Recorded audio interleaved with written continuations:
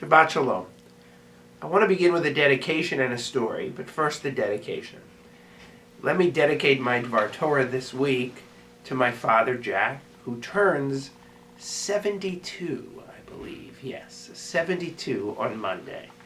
My father is a master teacher, and one of the things that he taught me most about is risk, specifically taking risk, good risk, the kind of risk that you can grow from. Now a story.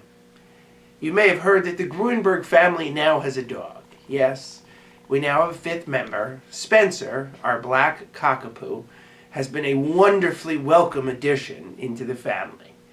Yet, in welcoming a new addition, a puppy, a baby if you will, I've had to relearn certain things, or if you will, certain practices of patience that I had thought were beyond me.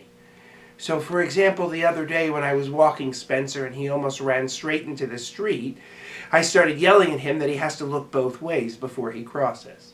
I can only imagine what that sounded like to the dog brain, and I just can only hope that nobody was looking outside of their window watching me berate a dog for almost running into the street without looking.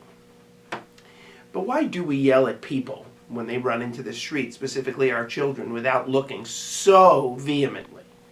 The answer is because that's a risk we know that they shouldn't take. That's a risk that nobody should take. We want them in that moment to be properly and appropriately cautious because it is a potentially dangerous moment. But as my father has taught me and so many others, there are risks that we want people to take. In this week's Torah portion, we learn about risk. We learn about it in the form of a laundry list of bad things that will happen to the Jewish people if they don't listen. And it's easy to look at that laundry list and be scared and say that all that Judaism is about is listening because we are forced to. But in reality, to me at least, that laundry list of potential punishments is just the same thing as a parent scolding their child before they run out into the street.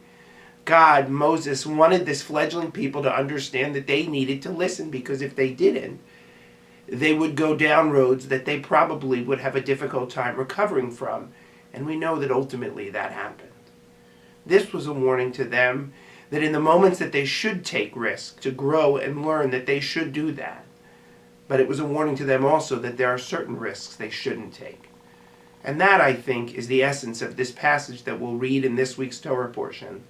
I know it's what my father tried to teach me and my siblings and has tried to teach so many.